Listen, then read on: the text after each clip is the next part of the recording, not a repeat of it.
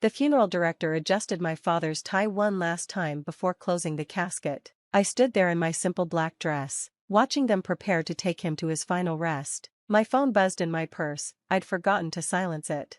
"I've changed your locks. This building is for respectable people only." The text was from Diane Morrison, my neighbor from Unit 4B. Attached was a photo of my apartment door with a shiny new deadbolt installed. My hand shook as I read her follow-up message. "Your loud music, strange visitors, and irregular hours are done. Pack your things from the hallway when you get back. Diane Morrison, Building Committee Chair." I almost laughed at the absurdity. Loud music? I was a classical pianist who practiced with headphones after 6 p.m. Strange visitors? Those were my father's hospice nurses coming to check on me after his death. Irregular hours? I'd been at the hospital and funeral home for 2 weeks straight. "Sophia, we're ready," the funeral director said gently. I slipped my phone back into my purse. My father deserved my full attention today. Diane Morrison could wait.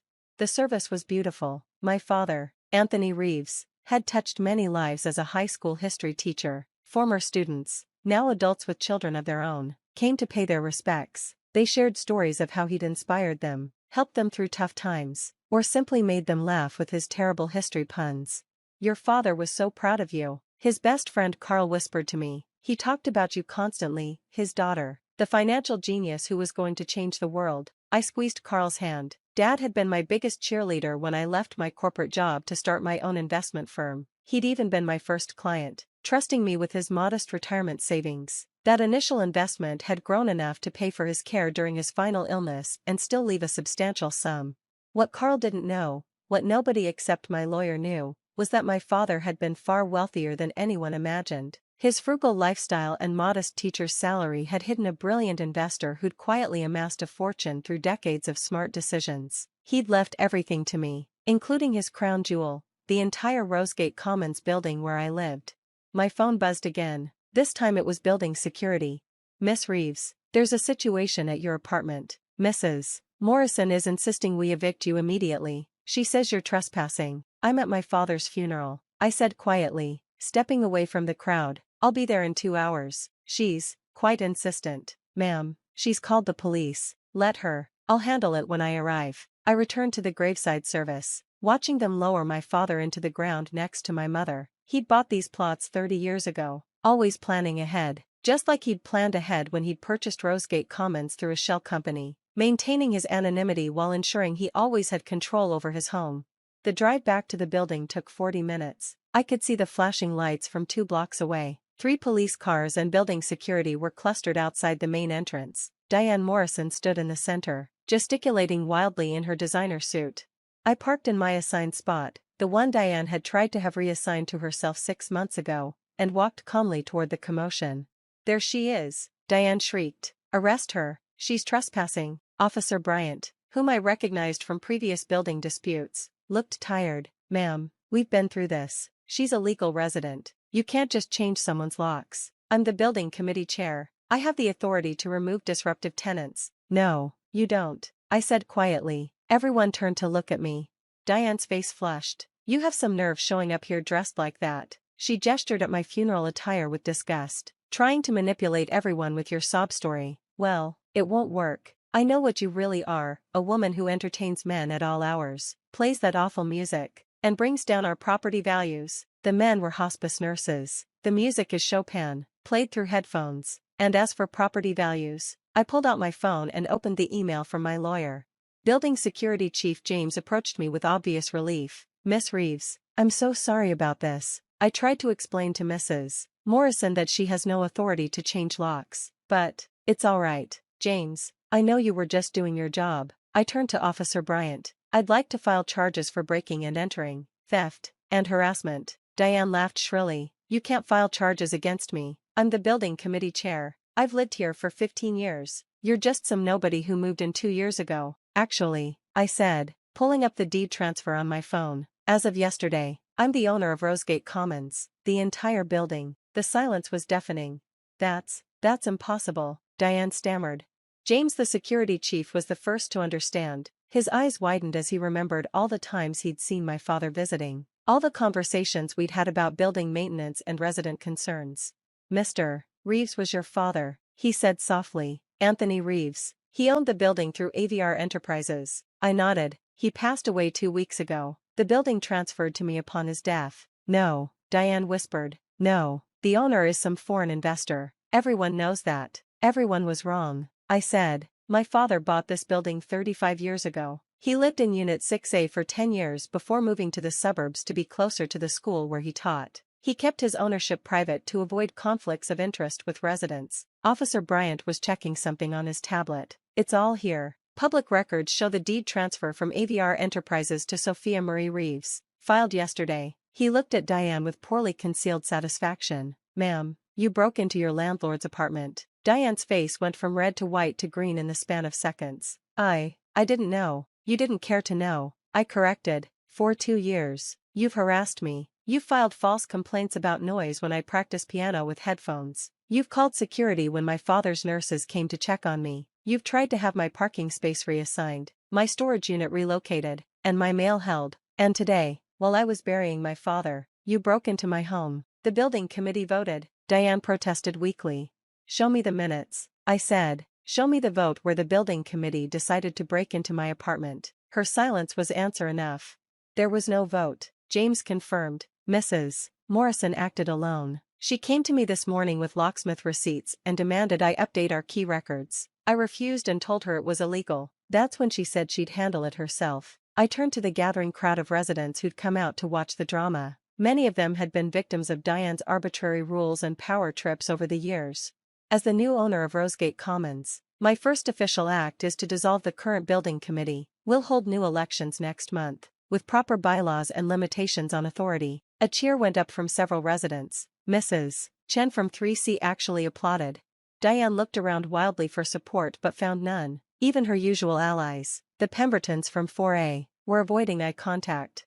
Mrs. Morrison, Officer Bryant said, I need you to return Miss Reeves' keys immediately. I threw them away, Diane admitted. I didn't think she'd need them anymore. Then you'll need to pay for an emergency locksmith to restore her access tonight, the officer said. And you'll need to come with us to the station. You're arresting me? Diane shrieked. But I'm respectable. I'm on the hospital board. My husband is a partner at Morrison, Klein, and Associates, and you're also someone who broke into another person's home, Officer Bryant said, pulling out handcuffs. Turn around, please, as they led Diane away. She kept protesting about respectability and property values and the natural order of things. The other residents dispersed slowly, many stopping to offer condolences about my father and apologies for not standing up to Diane sooner.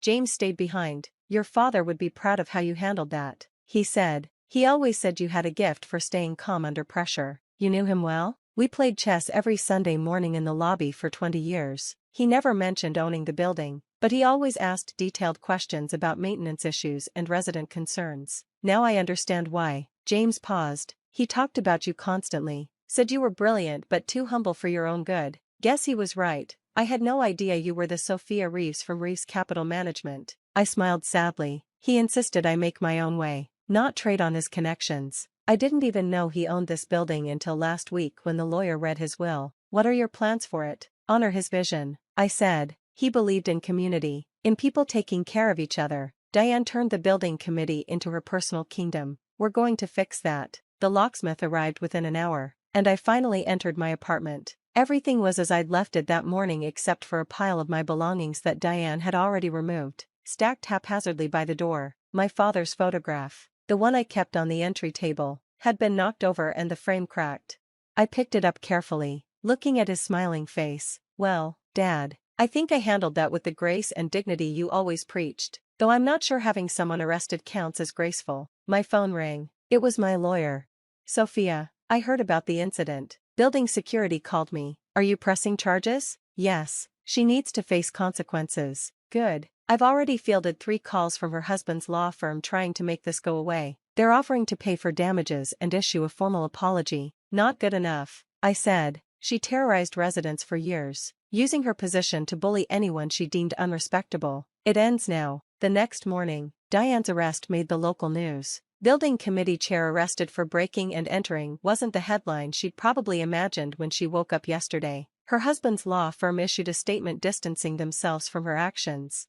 But the real vindication came from the other residents. Mrs. Chen from 3C knocked on my door with homemade soup and a story about how Diane had tried to fine her for hanging a traditional Chinese blessing on her door. She said it wasn't in keeping with the building's aesthetic. Mrs. Chen explained, but it was a gift from my grandmother. Tom and Mark from 2F shared how Diane had tried to prevent them from adopting a child, claiming two men raising a baby would disturb the peace. They'd fought her for months before giving up and looking for another place to live.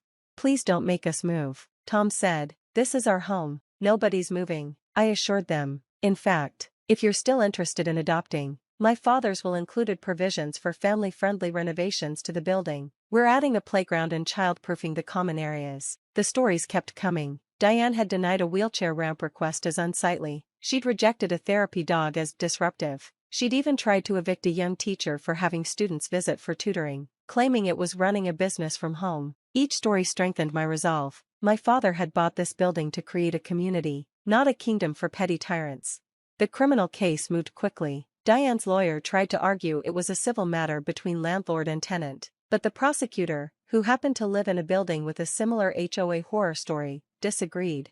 Mrs. Morrison used her perceived authority to commit breaking and entering. The prosecutor argued she destroyed property, attempted theft, and showed premeditation by arranging the locksmith in advance. The fact that she chose to do this while Miss Reeves attended her father's funeral shows particular cruelty. Diane pleaded no contest to misdemeanor breaking and entering. She was sentenced to probation, community service, and ordered to pay restitution. The judge also issued a restraining order preventing her from holding any position of authority in any residential building for 5 years. But the real consequences came from the civil suit. My lawyer was thorough, documenting years of Diane's discriminatory actions as building committee chair. The hospital board quietly requested her resignation. Her husband's law firm suggested she take an extended sabbatical from their charitable foundation work. The building newsletter, which Diane had controlled with an iron fist, published its first free edition in years. The headline, "New Beginnings at Rosegate Commons." It featured interviews with residents about their hopes for the building's future and a tribute to my father, the secret owner who'd protected them from the shadows. I found evidence of his protection everywhere. Rent increases that Diane had pushed for had been mysteriously rejected by ownership. Renovation requests she'd denied had been quietly approved and funded. Every time she'd tried to evict someone for arbitrary reasons, the management company had found reasons to delay or deny her request.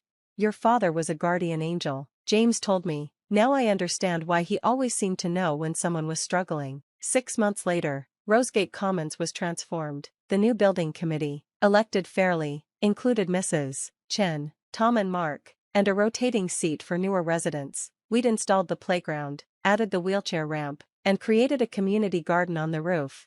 Diane's unit went on the market after her divorce was finalized. Her husband, mortified by the scandal and furious about the impact on his firm's reputation, had left her for a younger associate who actually was everything Diane had accused me of being. The irony wasn't lost on anyone.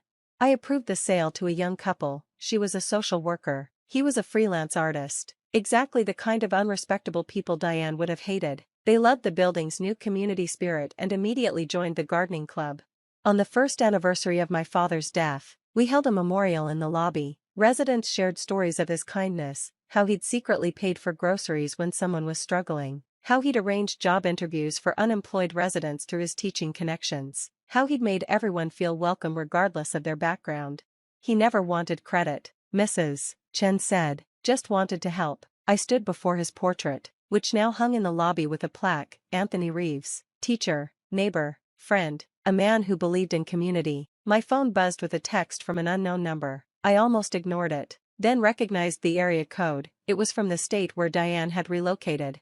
"I heard about the memorial. I'm sorry for everything. Your father was a good man, and you're a worthy successor. I was wrong about what makes someone respectable. DM." I didn't respond. Some bridges, once burned, don't need rebuilding, but I hoped she'd learned something from the experience.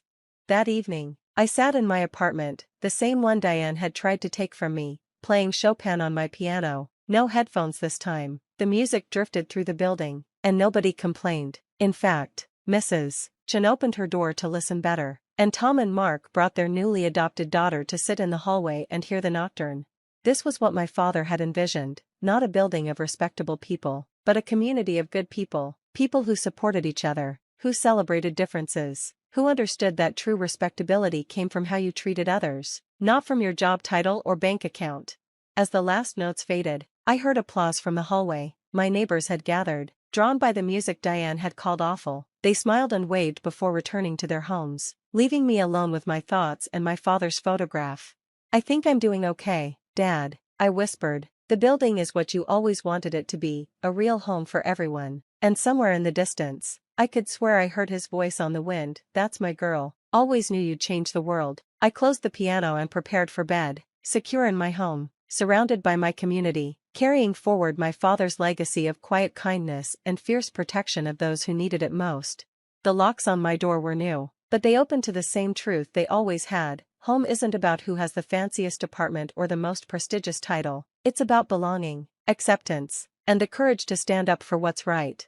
Even if you have to do it in your funeral dress while your father's grave is still fresh, sometimes, that's when it matters most.